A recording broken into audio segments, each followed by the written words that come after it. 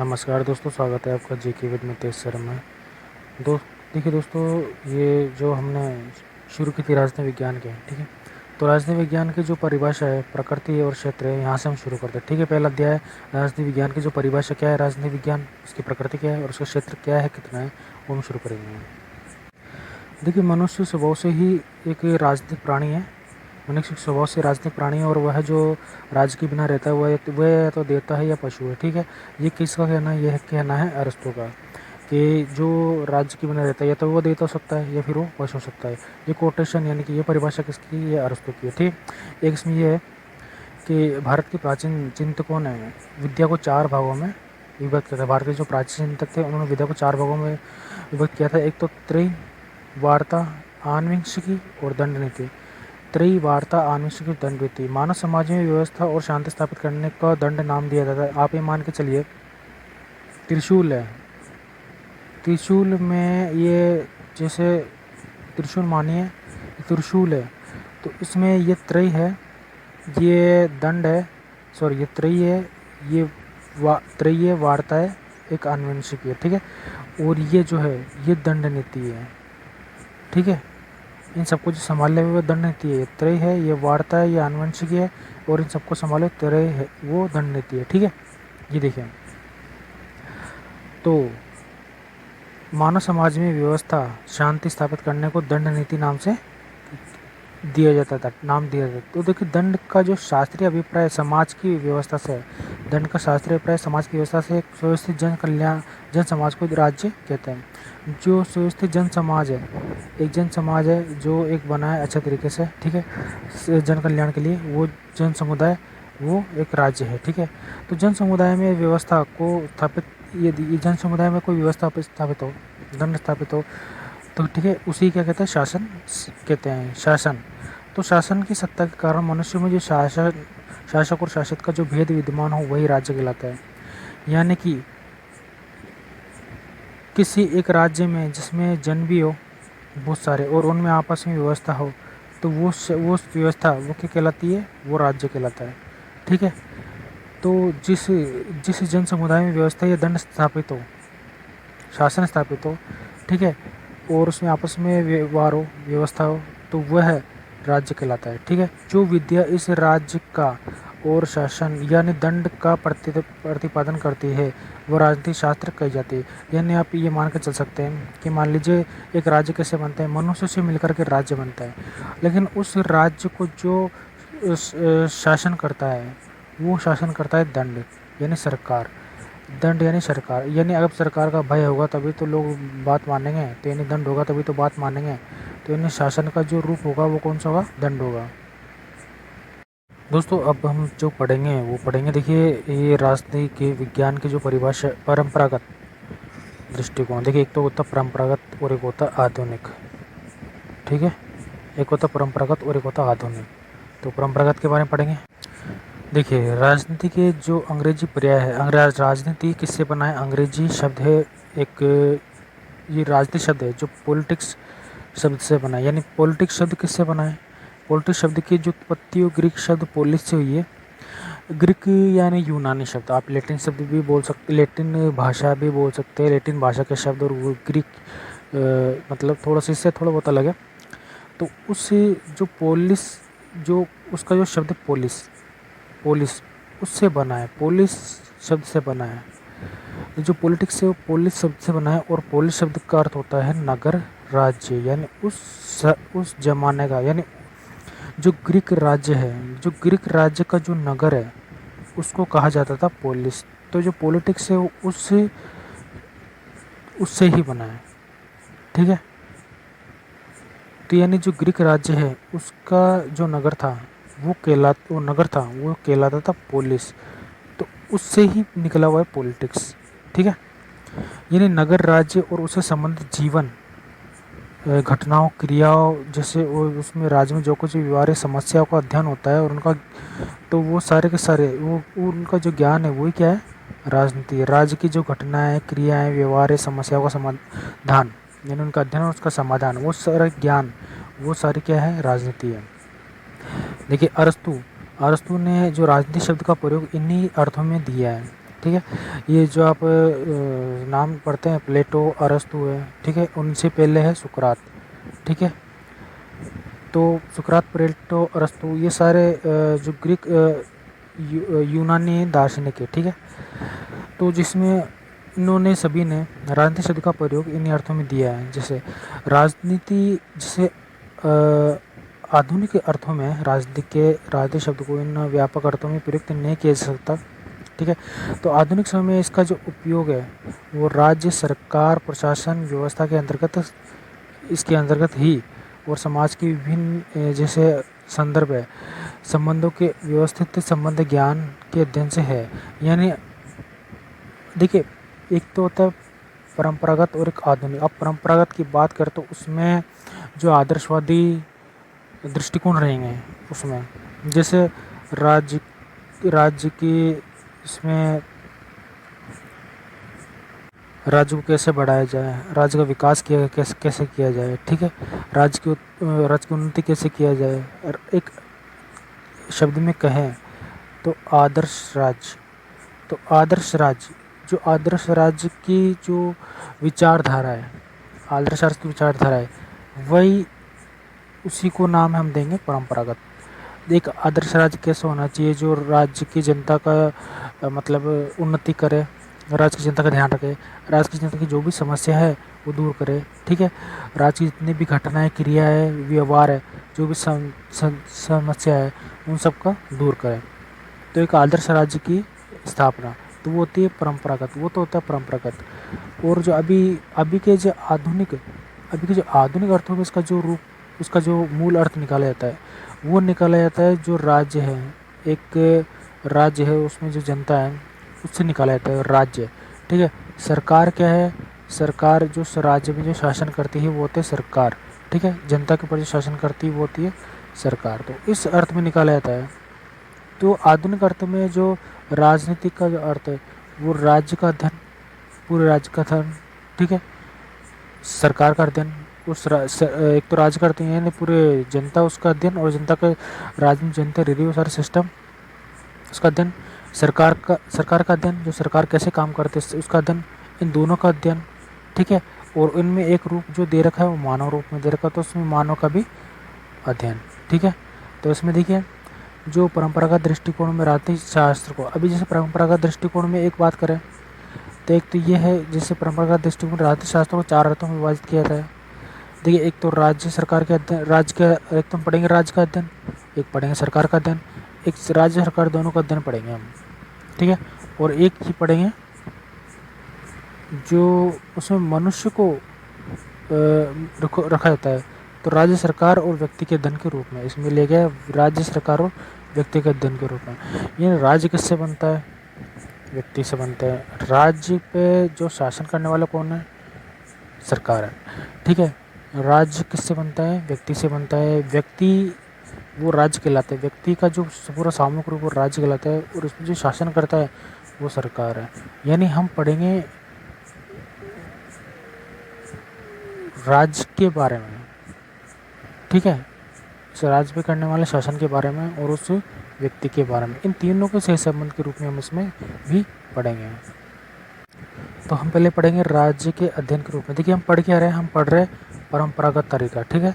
जो राज्य का जो परंपरागत तरीका है, आदर्शवादी सिद्धांत है, ठीक है, उसको हम पहले पढ़ेंगे, ठीक है। तो देखिए, राज्य के अध्ययन के रूप में देखिए, एक जो विद्वान है बस उनको थोड़ा ध्यान में रखना है, ब्लंशली, गेरिस से गार्नर है तथा गेटेल आदि ने राजनीतिक शास्त्र को किस रूप में माना है, वो राज्य के अध्ययन के रूप में माना है, ठीक है। वापस देखते हैं, ब्लंशली, गेरिस, गार्नर तथा गेटेल, या सभी लेखकों ने राजनीतिक शास्त्र को यानी राजनीति को राज्य के अध्ययन के रूप में माना। ये सोचते कि ये मानते हैं कि जो राजनीति है वो राज्य के अध्ययन के रूप में, राज्य के अध्ययन के लिए है, ताकि एक राज्य का अध्ययन करते, एक राज्य में जो व्यक्ति रह रहे हैं तो उनका किस तरीके से मतलब अध्ययन किया जाए, मतलब जो पूरे सामूहिक सिस्टम का किस तरह से अध्ययन किया जाए वो, ठीक है। तो यही ब्लंशली के शब्दों में क्या है कि राजनीतिक शास्त्र वह शास्त्र है जिसका संबंध राज्य से है, और जो राज्य की आधारभूत स्थिति हो, राज्य की जो बेस है आधारभूत स्थिति है वो, उसकी राज्य की क्या प्रकृति है वो, और जो राज्य की विविध रूप है और विकास है, राज्य की स्थिति, प्रकृति, विविध रूप और विकास को समझने का प्रयत्न करता है। ये बुलंदशैली है। परिभाषाओं पे हमको इतना ध्यान नहीं देना है, सिर्फ एक तरीके से उसको समझ लेना है, ठीक है। गेरिस है, गेरिस शब्दों में जो राजनीति शास्त्र है। अब गेरिस क्या बोलते हैं, गेरिस की भी सुन लेते हैं। राजनीति शास्त्र राज्य को एक शक्ति संस्था के रूप में मानता है, यानी ये राज्य को शक्ति की संस्था के रूप में मानता है, जो राज्य के समस्त संबंधों की उत्पत्ति, उसके स्थान और उसके उद्देश्य तथा उसके नैतिक महत्व, उसकी आर्थिक समस्या और उसके वित्तीय पहलू आदि का विवेचन करता है। इन्हें ये राज्य को एक शक्ति के रूप में मानता है। शक्ति के रूप में मानता है तो शक्ति की उत्पत्ति, ये राज्य कहाँ बन सकता है और इसके उद्देश्य क्या है, नैतिक महत्व क्या है और आर्थिक समस्या क्या है, इसकी वित्तीय पहलू क्या है। तो ये एक राजनीतिक शास्त्र को राज्य के रूप में मानता है, यानी शक्ति के रूप में मानता है, ठीक है। तो हम ये कह सकते हैं कि राज्य को एक तो हम इसके जो प्राकृतिक रूप से, यानी राज्य को जो प्राकृतिक रूप से कौन मान सकता है, प्रकृति रूप में तो बुलंदशैली, और राज्य को शक्ति के रूप में कौन मानता है, गेरिस, ठीक है। ये नॉर्मल हो गया। जितने विद्वान हैं, सारे विद्वानों की परिभाषा हमको याद नहीं करनी है, कुछ कुछ की परिभाषा हम देख लेते हैं। देख, गार्नर है, गार्नर क्या बोलता है कि राजनीतिक शास्त्र क्या है, आरंभ और अंत राज्य के साथ होता है। गार्नर बोलता है कि जो राजनीतिक शास्त्र है, राजनीतिक शास्त्र की शुरुआत और आरंभ, यानी आरंभ और अंत राजनीति के साथ होता है। राजनीति शास्त्र का जो आरंभ है और अंत है वो राज्य के शास्त्र होता है, राज्य के शास्त्र होता है, ठीक है। यानी ये भी राज्य को महत्व देते हैं। यानी कि अभी तक हमारे एक तो जो बुलंदशैली महोदय है, एक बुलंदशैली महोदय, ये भी राज्य को महत्व देते हैं। गेरिस महोदय ये भी राज्य को महत्व देते हैं, और जो गार्नर महोदय ये भी राज्य को महत्व देते हैं, ठीक है। इनकी अपनी अपनी भाषा है। मैं जैसे जो न्यूज़ वाले रहते हैं, 4-5 आदमी को बिठा करके उनके लेते हैं व्यू क्या होता है। तो एक गेटल महोदय हो रहे हैं, तो इनका व्यू क्या है, ये क्या बोलते हैं, ये बोलते हैं कि राज्य पे इनके विचार क्या है। तो ये राज्य के बारे में बोलते हैं कि राजनीति शास्त्र है क्या। तो जो गेटल महोदय वो बोलते, देखिए जो राजनीतिक शास्त्र है वो कोई एक राज्य रहता है, उस राज्य का जो अतीत है, भूत, वर्तमान और भविष्य, तीनों का अध्ययन करता है, और साथ ही जो उस राज्य में जो राजनीतिक संगठन है, राजनीतिक कार्य जो भी होते हैं, ठीक है, और राजनीतिक संस्था होती है, राजनीतिक संगठन, राजनीतिक संस्था और राजनीतिक जो भी कार्य होते हैं और जो राजनीतिक सिद्धांत है, उन सभी के अध्ययन करता है कौन, राजनीतिक शास्त्र। यानी राजनीति, ये भी राज्य के बारे में बात कर रहे हैं, तो यानी ये भी राज्य के अंदर जो राज्य का जो अतीत है, वर्तमान और भविष्य है, उसका अध्ययन करता है, और राज्य के अंदर जितनी भी संस्थाएं और संगठन है उनका अध्ययन करता है। तो ये भी राजनीतिक शास्त्र के बारे में बोलते हैं कि जो राजनीतिक शास्त्र है वो क्या है, राज्य के ऊपर ही है, ठीक है। तो राज्य के ऊपर कौन कौन अपने विचार रखते हैं, तो बुलंदशैली, गेरिस, गार्नर और गेटल, ठीक है। ये क्या करते हैं, ये राजनीतिक शास्त्र को राज्य का अध्ययन बताते हैं। तो राजनीतिक शास्त्र राज्य का अध्ययन है, ठीक है। ये चार बताते हैं, ये तो हो गया राज्य, और एक हो गया इन पर शासन करने वाली सरकार, ठीक है। अब इस सरकार का अध्ययन कौन कौन बताते हैं, ये बताते हैं पॉल जेनेट, लीकॉक और सीले। पॉल जेनेट, लीकॉक, सीले, ठीक है। आप ये मान सकते हैं जैसे सरकार में कितने अक्षर होते हैं, 4 होते हैं, तो आप 3 मान लीजिए, पॉल जेनेट, लीकॉक, सीले, ठीक है। पॉल जेनेट, लीकॉक, सीले, से याद रख लीजिए, सीले जिस जो मानता हो सरकार को मानता है, ठीक है। देखिए अब आगे, अब वापस वही जैसे जी न्यूज कोई होता है, इनको चारों को बुला करके, तीनों को बुला करके, अब सरकार के अध्ययन के रूप में कैसे है, तो उनको बुला करके कुर्सी पर बैठा करके इनसे पूछा है, ठीक है। तो पहले तो पॉल जेनेट महोदय से पूछते हैं कि पॉल जेनेट महोदय आप बताइए सरकार के अध्ययन के रूप में आप क्या सोचते हैं। तो ये बोलते हैं कि जो राजनीतिक शास्त्र है वो क्या सरकार है, तो सरकार कैसे है। तो आप जो तीनों कह रहे हैं, पॉल जेनेट महोदय, लीकोक महोदय, सीले महोदय तीनों बोलते हैं कि राजनीति सरकार है। तो राजनीति सरकार का अध्ययन कैसे है, तो पॉल जेनेट महोदय को बोलने का मौका देता है। पॉल जेनेट महोदय बोलते हैं कि जो राजनीतिक शास्त्र वो सामाजिक शास्त्र का वह भाग है, यानी जो राजनीति है हम सामाजिक विज्ञान में पढ़ते हैं।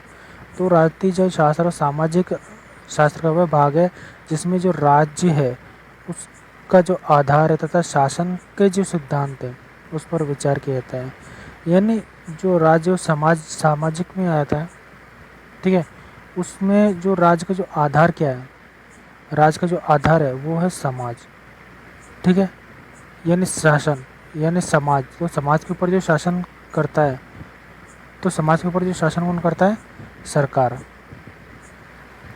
राज्य है, राज्य में होता क्या है, समाज, और समाज के ऊपर शासन कौन करता है, सरकार। तो जो राजनीतिक शास्त्र है वो शासन में, शासन का जो आधार क्या होता है, समाज, वो तो उसका जो अध्ययन करने वाला होता है, शासन का जो अध्ययन करने वाला होता है वो होता है राजनीतिक शास्त्र, ये होता है। यानी कहना ये चाह रहा है कि जैसे राजनीतिक शास्त्र है वो सरकार का अध्ययन होता है, ठीक है, राजनीतिक शास्त्र सरकार का अध्ययन है, क्योंकि जो राजनीतिक शास्त्र है वो किससे मिलकर बना होता है, सरकार, सामाजिक शास्त्र में आता है अध्ययन में, ठीक है। और जो राज्य का जो आधार है वो क्या है, सरकार है। जैसे राज्य, भाई एक जनता है, राज्य में जनता है, ठीक है, तो उस जनता का जो कल्याण करेगी वो सरकार तो करेगी। तो सरकार के, तो राज्य का जो आधार है और जो शासन के सिद्धांत है वो कौन तय करता है, वो सरकार तय करती है कि किस प्रकार से शासन करना है, ठीक है। वो सारे सिद्धांत, वो राज्य के जो चलाने हैं सिद्धांत वो किस तरह से चलाने हैं, तो ये कौन तय करते, सरकार। तो पॉल जेनेट बोलते कि जो राजनीतिक शास्त्र है वो सरकार का अध्ययन है, ठीक है, एक ही है, ठीक है। अब लीकोक को टाइम दिया गया है। लीकोक जी बताइए, आप, आपके शब्द, आप क्या बोलते हैं। ये बोलते हैं कि राजनीतिक जो शास्त्र है वो सरकार से संबंधित अध्ययन है। इन्होंने बस एक लाइन बोली है लीकोक ने कि राजनीतिक शास्त्र सरकार से संबंधित है, ठीक है। और सीले जी क्या बोलते हैं, सीले जी बोलते हैं कि राजनीतिक जो शास्त्र है वो उसी प्रकार के शासन के तत्व की खोज करता है, उसी प्रकार के शासन के तत्व की खोज करता है जैसे संपत्ति शास्त्र, संपत्ति का, कुछ समझ में आ रहा है। जैसे राजनीतिक शास्त्र उसी प्रकार के शासन के तत्व की खोज करता है, जैसे संपत्ति शास्त्र संपत्ति की खोज करता है, जीव शास्त्र जीव के बारे में खोज करता है, बीजगणित अंकों का खोज करता है, ज्यामिति शास्त्र स्थान और ऊंचाई का अध्ययन करता है, यानी जो अपने सब्जेक्ट से रिलेटेड है वो उसी का अध्ययन करता है। राजनीतिक शास्त्र उसी सब्जेक्ट का अध्ययन करता है जो वो खुद है, यानी राजनीति। तो ये राजनीति को प्लस नीति से जोड़ते हैं कि राज करने की नीति, तो राज्य से यानी सरकार की जो नीति है तो उसी संबंध करते हैं सीले। सीले ने सरकार की जो नीति है वो राजनीति से संबंधित है, यानी जो सरकार की नीति है, राज्य यानी सरकार की जो अध्ययन है, सरकार की जो तरीका है वो राजनीति है, ठीक है। तो सरकार के अध्ययन के रूप में एक तो पॉल जेनेट है, एक लीकोक महोदय, एक सीले महोदय, तो तीनों ने क्या राज्य को सरकार के रूप में अध्ययन किया है, ठीक है।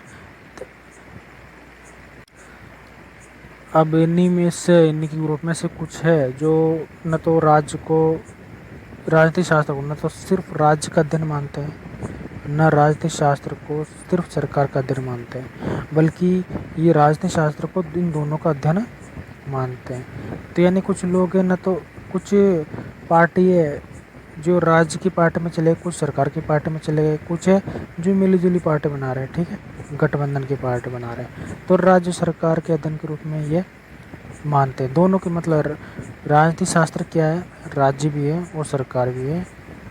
तो ये कुछ बताने वाले विद्वान है वो कौन है वो देखते हैं। तो देखिए, राज्य और सरकार के अध्ययन के रूप में, राज्य और सरकार के अध्ययन के रूप में कुछ विद्वानों का मत है कि राजनीति विज्ञान क्या है, सरकार और राज्य दोनों का अध्ययन है। यानी जो राजनीति और राजनीतिक शास्त्र, सरकार और राज्य सरकार दोनों का ही अध्ययन है। यानी बोलते कि यदि सिर्फ जैसे राज्य के, सिर्फ राज्य का वर्णन किया जाए या राज्य की अपेक्षा रखी जाए, तो बाकी सरकार की अपेक्षा, सरकार को जैसे हम सरकार की अपेक्षा कैसे कर सकते हैं अगर हम राज्य को महत्व देते हैं। कुछ तो ये कहते, कुछ विद्वान नहीं कहते, कुछ विद्वान नहीं कहते कि हम सरकार को, सरकार की अपेक्षा करेंगे बजाय राज्य की अपेक्षा के। और तो राज्य ज़्यादा, सरकार ज़्यादा महत्वपूर्ण है। तो कुछ विद्वान ये कहते हैं कि राज्य भी ज़्यादा महत्वपूर्ण है, सरकार भी ज़्यादा महत्वपूर्ण है। यानी राज्य भी उतना ही महत्वपूर्ण, राज्य उतना ही महत्वपूर्ण है जितने की सरकार, और सरकार उतनी ही महत्वपूर्ण है जितने की राज्य। ठीक है, तो इसमें दृष्टिकोणों की अपेक्षा अधिक व्यापक है ये दोनों। तो केवल राज्य और केवल सरकार के अध्ययन पर आधारित परिभाषा एकांकी है। यानी ये जो परिभाषा है, ठीक है, ये जो विद्वान है, ये राज्य सरकार दोनों पर ही अपने जो एक मत रखते हैं। यानी राज्य और सरकार दोनों एक दूसरे के पूरक है। तो यानी घनिष्ठ रूप से अंतर संबंधित है, एक दूसरे से संबंधित है। इन दोनों का पृथक पृथक अध्ययन करना न तो संभव है न ही वांछनीय। यानी इन दोनों का एक दूसरे से संबंधित है, राज्य और सरकार। तो इन दोनों का अध्ययन एक साथ ही किया जाना चाहिए। ठीक है, अलग अलग अध्ययन संभव नहीं है, और नहीं ये कोई इसमें से कोई परिणाम निकलेगा। कौन से मुद्दे बैठे हैं? R.N. गिलक्रास्ट। तो R.N. गिलक्रास्ट ने कहा है कि राजनीति विज्ञान का जो राज्य और सरकार है, तो ये दोनों से संबंध रखता है। तो जितना बड़ा नाम है गिलक्रास्ट का, जितना बड़ा नाम है, तो आप ये मान के चलिए, तो राज्य और सरकार दोनों से संबंध रखता है गिलक्रास्ट। ठीक है, अब पॉल जेनेट के अनुसार राजनीति विज्ञान समाज विज्ञान का वह भाग है जिसमें राज्य के आधार और सरकार के सिद्धांतों पर विचार किया जाता है। डिमो के अनुसार राजनीति विज्ञान का संबंध राज्य तथा उसकी यंत्र सरकार से है। ये इतनी परिभाषा इतनी कोई नहीं है कि आप परिभाषा में अगर पढ़ोगे तो बिखर जाओगे, समझ नहीं पाओगे। ठीक है, तो आप जो मेन चीज़ें हैं वो हम इसमें पढ़ते हैं। एक इसमें आ रहा है राज्य। देखिए, अब इसमें बोलता है कि एक विचार, कुछ विद्वान है जिसमें जो राजनीतिक शास्त्र को किसका विचार मानते हैं? राज्य का विचार, सरकार का विचार और व्यक्ति के अध्ययन के रूप में। यानी अब ये राजनीतिक शास्त्र को किस में जोड़ रहा है? तो राज्य, सरकार और व्यक्ति के अध्ययन के रूप में इसका अध्ययन किया जाता है। ठीक है, देखते हो लोस्की, दो विद्वान है, एक तो लोस्की है, एक हरमन हेलर है। ठीक है, तो लोस्की और हरमन हेलर और उसके अलावा जो दूसरे लेखक है, उन्होंने राजनीतिक शास्त्र को राज्य, सरकार और व्यक्ति के अध्ययन के रूप में परिभाषित किया है। अब ये बोलते हैं कि आप राज्य का अध्ययन कर रहे हो, सरकार का अध्ययन कर रहे हो और व्यक्ति को साइड में रख रहे हो। तो यानी जरूरी क्या हो गया? एक तो राज्य हो गया, और राज्य को जो चलाने वाली सरकार है वो जरूरी हो गई। ठीक है, तो बाकी इसमें से व्यक्ति गया कहाँ? तो यानी तीनों का अध्ययन होना चाहिए, जैसे राज्य का अध्ययन होना चाहिए, सरकार का अध्ययन होना चाहिए और व्यक्ति का भी अध्ययन होना चाहिए। ठीक है, तो इसमें ये तीनों क्या करते हैं? जैसे ये लोस्की और हरमन हेलर है। ठीक है, तो उन्होंने क्या किया? राज्य, सरकार और व्यक्ति के अध्ययन के रूप में परिभाषित किया, तीनों का अध्ययन होना चाहिए। यानी व्यक्ति के अध्ययन के बिना जो राजनीतिक शास्त्र का जो अध्ययन है वो अधूरा है। और राजनीतिक संस्थाएं व्यक्तिगत संस्थाओं के संदर्भ में कार्य करती है। जो भी राजनीतिक संस्थाएं होती है वो किसके संदर्भ में कार्य करती है? व्यक्ति के संबंध के संदर्भ में कार्य करती है।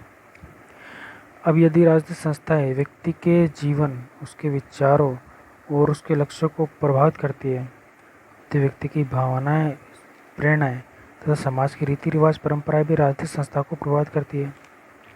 ठीक है, तो राजनीतिक संस्थाएं व्यक्ति के जितने भी जीवन के जितने भी विचार है, लक्ष्य है, ठीक है, व्यक्ति के जीवन के जो भी क्षेत्र है, भावनाएं रूप से, प्रेरणा रूप से, ठीक है, इन सभी से प्रभावित करता है।